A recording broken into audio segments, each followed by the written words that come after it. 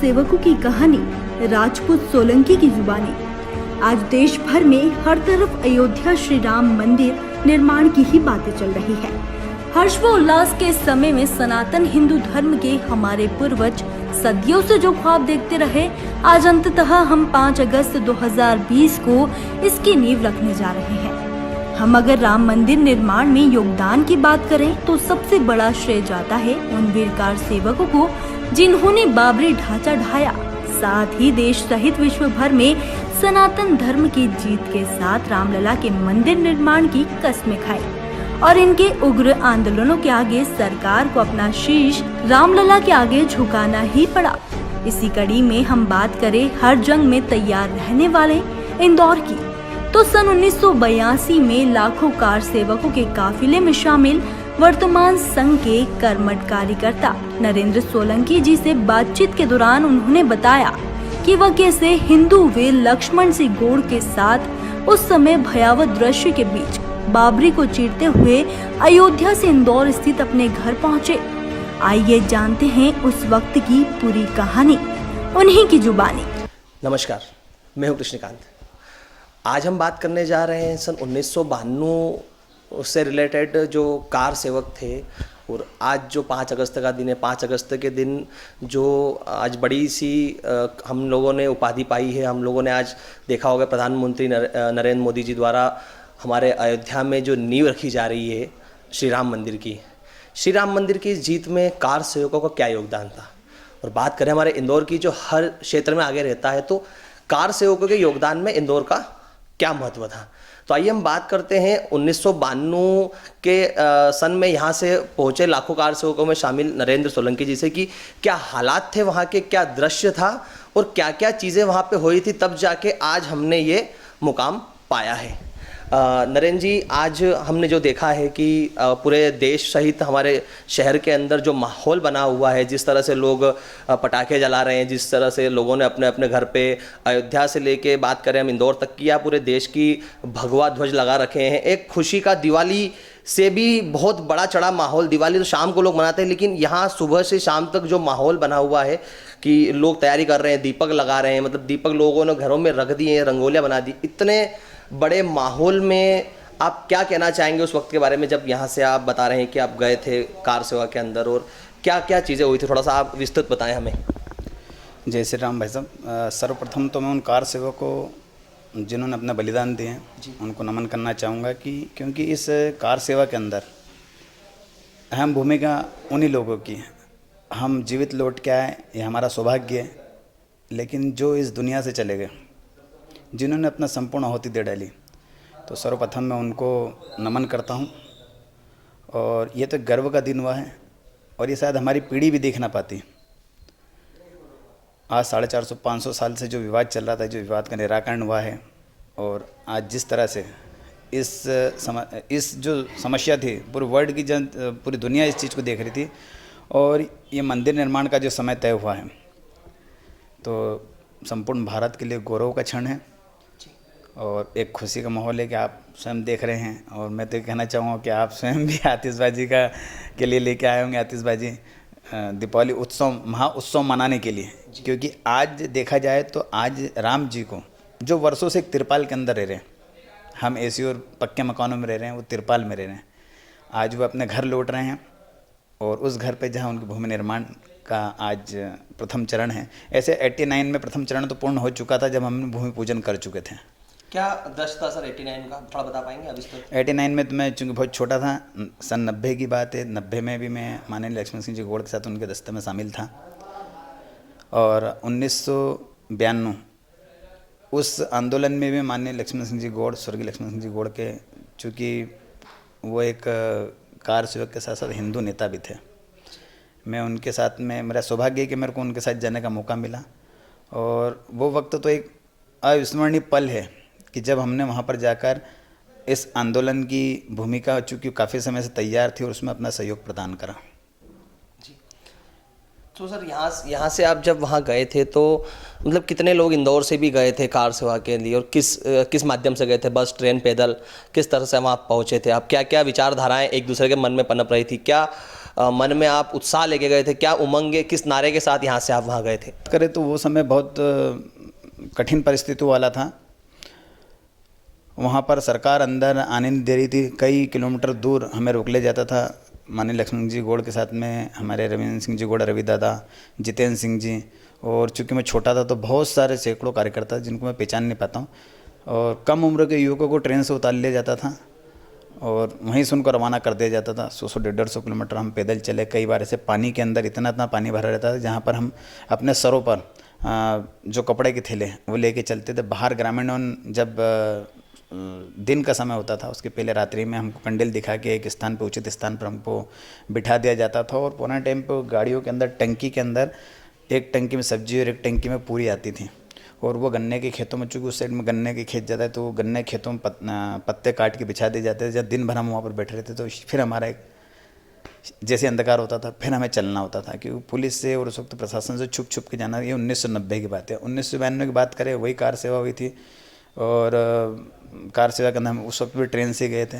पूरी ट्रेन भगवा में आई थी, जगह जगह रुकते हुए गए थे, स्वागत होता रहता था। और 1992 में हमें रोका गया था हनुमानगढ़ी के अंदर, जहाँ हमारा एक स्थान था हनुमानगढ़ी के अंदर। वहीं से कनक भवन का रोड निकलता है, जहाँ पर जो सीधा जाता है कार सेवकपुरम के अंदर। ज़्यादा दूरी नहीं थी वहाँ पर। कार सेवकपुरम में हमेशा सभा हुआ करती थी। सामने राम लला जी, क्योंकि मैं राम लला विराजमान थे बोलूँगा, राम मंदिर बोलूँगा उसको, वो तो एक ढांचा था। हमारी छाती पे एक थोपी गई चीज़ थी जिसको हमने उसको निस्ता नाबूद करा। वो दिन भी विस्मरणीय पल है जब 6 दिसंबर 1992 के दिन कार सेवा प्रारंभ हुई। कार सेवा के अंदर अशोक जी सिंघल, अटल जी, माननीय अटल जी, ऋतुम्बरा जी, उमा दीदी भी बहुत छोटी थी, तो सभी के भाषण हो रहे थे और सभी का कहना था कि एक मट्टी आप लेके आइए सरयू नदी से और यहाँ पर डाल दीजिए और ये आपकी कार सेवा पूर्ण होगी। लेकिन पिछली बार की तुलना में इस बार ज़्यादा आक्रोशित कार सेवक कौन थे, क्योंकि जो 1990 में हुआ था, लाखों कार सेवक, कहना चाहूँगा कोठारी बंधु ऐसे नाम है जिनको बाहर निकाल कर मारा गया था। ऐसे सैकड़ों कार्यकर्ता थे जिनको सरयू नदी के ऊपर गोली चलाई गई थी पुलिस के द्वारा, और सरयू नदी के अंदर वो कूद गए थे। सैकड़ों खंदकों में जला दिया गया था। मतलब बहुत, उन घटनाओं को मैं अगर करें तो शायद बहुत एक अलग वो बन जाएगा। तो वो 1992 का पल ऐसा था कि ये था कि हो सकता है हम वापस लौट के आएंगे नहीं आएंगे। जब ये बोला गया 11 बजे कि आपको मट्टी डालना है, उस वक्त पे सर्वप्रथम जो हमारी दुर्गा वाहिनी लगी हुई थी, केरल के कुछ कार सेवक लगे हुए थे, जो दूसरी वाहिनी थी। चूँकि मैं मध्य भारत प्रांत की तरफ से गया हुआ था, वहाँ पर जो घटना हुई, जब ये देखा तो कार्यकर्ताओं में काफ़ी आक्रोश हो चुका था उसमें, और वो उस आक्रोश को देखते हुए भीड़ सीधे उनकी बगैर सुनते हुए रोकते रहे वरिष्ठ नेता, और उस बाबरी ढांचे के ऊपर चढ़ गई पब्लिक। और उस वक्त का ऐसा कहा जाता है कि वहाँ के जो स्थानीय डीएसपी थे वो कल्याण सिंह सरकार के पास गए थे गोली चलाने के लिए, लेकिन उनको अनुमति नहीं दी गई। और ये भी हमारा सौभाग्य होगा, कल्याण सिंह जी ने, वो भी एक कार सेवक रही हैं, क्योंकि उनने शाम तक रोक के रखा और शाम को उन्होंने अपना इस्तीफा दे दिया था। उस पूरी गवर्नमेंट को रोका, हमने पूरा उस चीज़ों को नेस्ता नाबूद करा है कई लोगों के। और दूसरा तो आपके चैनल को धन्यवाद देना चाहूँगा, और आप जैसे भाई को धन्यवाद कि हमारी बातें कार सेवक जो गुमनामी के अंदर हो चुके हैं, आज कई लोगों ने आगे बढ़ चुके हैं उनका नाम लेके। कई वरिष्ठ ऐसे भी जिनसे मैंने पूछा भी फ़ोन लगा कर भी कि भैया मैं उसमें आपका नाम लेना चाहूँ, तो उनका मना कर दिया कि नहीं, अपना नाम हमको लेना, कि कुछ चीज़ें उनको डर भविष्य के अंदर। लेकिन ये तो मेरा सौभाग्य है, इसमें कुछ भी हो आगे पीछे, हमारा सौभाग्य है कि हम इस लायक रहे कि भगवान राम ने हमें उस मौका दिया कार से। नरेंद्र जी, सीधी सी बात करी जाए कि काफ़ी बलिदानों के बाद हम लोगों ने ये दिन पाया है। भाई आज जो हम खुशी हमारे चेहरे पे लिए घूम रहे हैं, ये वो खुशी नहीं है कि रात को आइए और सुबह हम हंस पड़े। ये 500 वर्षों से हम लोग ये लड़ाई लड़ रहे थे। हम दिन रात सोच रहे थे कि हमें भी शायद ये पता नहीं था कि मंदिर हम लोग देख पाएंगे। आपको भी शायद एक उम्मीद न थी कि आप ये मंदिर बनता हम देख पाएंगे। कि प्रधानमंत्री नरेंद्र मोदी जी का बड़ा बड़ा आभार मैं भी मानता हूँ कि उन्होंने ये दिन देश को दिखाया, समस्त सनातन धर्म को दिखाया। साथ में ये बात कहना चाहूँगा कि जिस तरह बताया जाता है कि हमारे जो यहाँ के हिंदू वीर नेता थे माननीय लक्ष्मण सिंह गौड़ जी, वो भी वहाँ पे गए थे। तो वो जब वहाँ पे गए थे आप उनके साथ थे, कोई ऐसा दृश्य आपको याद है जब लक्ष्मण सिंह गौड़ जी वहाँ पे गए हों और वहाँ ऐसा कुछ वाक़या अच्छा या बुरा हुआ हो जिसका वर्णन करना चाहेंगे? शाम का टाइम जब 6 दिसंबर के दिन जब अब शाम का टाइम हो चुका था, वो ढांचे को पूरा ढाया, तीसरा ढांचा जो था 3:30-4 बजे के समथिंग उसकी जो शुरुआत हो चुकी थी तोड़ने की।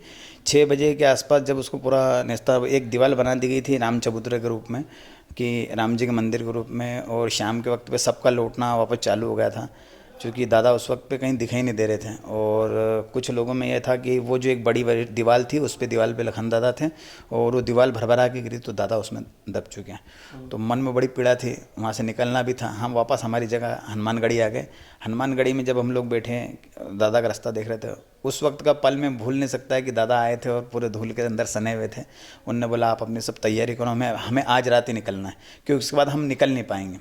और हम रात्रि के टाइम पे हम उस ट्रेनों में बैठे, और ट्रेन में बैठ के जब हम वहाँ से निकले तो वो दृश्य भी मैं आप बताऊँ कि उसके बाद हमारी एक भोपाल में भी घटना हुई। तो कुछ अल्पसंख्यक लोगों ने ट्रेन की चेन खींच दी थी, जहाँ पर मैं, राजेश जी सांबाड़, एक राजेश जी पाठक, धनंजय गुंजाल जी, जो हम लोग उतरे थे वहाँ पर, विवादित बात थी। लेकिन जब वहाँ से अयोध्या से निकले तो वो दृश्य कभी भूलने में नहीं आ सकता कि कई जगह पर गाड़ियों पर पेट्रोल बम फेंके गए थे, और बाहर की जो जगह जगह जो प्रदेशों से हम निकल के आ रहे थे, वो जगह जगह मकान जलाए जा रहे थे, क्योंकि वो दंगा मेरे ख्याल से पूरे भारत का सबसे बड़ा दंगा था।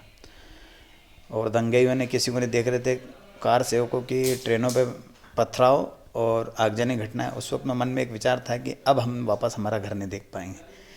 उस परिस्थिति में हमें यह था कि अब हम इस परिस्थिति में वापस घर नहीं पहुंच पाएंगे। और जिस तरह से हम यहाँ पर पहुँचे हैं, वो भगवान श्री राम का एक आशीर्वाद था। और आज राम जी के इस कार्यक्रम को देखते मन हर्षोल्लास से भर जाता है।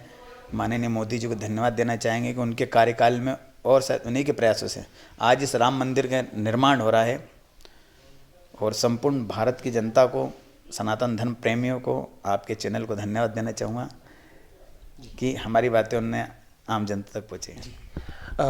कुल मिला के हम आज बात जिस मुद्दे पे कर रहे थे, श्री राम मंदिर, आज जो छोटे बच्चे हैं या युवा पीढ़ी है, जो देश की युवा पीढ़ी है, आज हम बता दें उसको जिसको पता नहीं है कि ये जो खुशियाँ मनाई जा रही है, जो भगवा ध्वज घर के बाहर लगाए जा रहे हैं, ये जो दीप जलाए जा रहे हैं, ये ऐसे ही नहीं जलाए जा रहे हैं। ये कोई एक दिन की दिवाली नहीं मनाई जा रही है, ये लाखों कार सेवकों का बलिदान है, हमारे पूर्वजों का, आपके पूर्वजों का। नरेंद्र जी सोलंकी जो हमारे साथ मौजूद हैं, ये स्वयं इन्होंने आपसे बताया कि किस तरह से ये अपनी जान पे खेलते हुए, शायद परिवार को उम्मीद भी नहीं होगी कि ये वापस आएंगे। हमारे हिंदू वीर, इंदौर के हिंदू वीर, हर बच्चा जिसको जानता है, माननीय श्री स्वर्गीय लक्ष्मण सिंह गौड़ जी स्वयं इनके साथ गए थे। बड़ा सौभाग्यशाली इंसान है ये, जिनके साथ लखन दादा वहाँ पे गए थे। और लखन दादा को मैं गया था, मैं सौभाग्यशाली हूँ कि मुझे लखन दादा के साथ जाने का मौका मिला।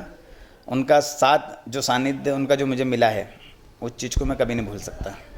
तो देखिए आप कि ये जो बात है, ये कोई छोटी बात नहीं है। मैं फिर दोहरा रहा हूँ कि आज शाम 5 अगस्त की शाम कोई भी न चुके, हर घर के आगे भगवा ध्वज लगाया जाए और हर घर के आगे एक दीप जलाया जाए। दिवाली से बड़ी दिवाली आज हमें मनाना है और ये पूरे हिंदुस्तान को करके दिखाना है।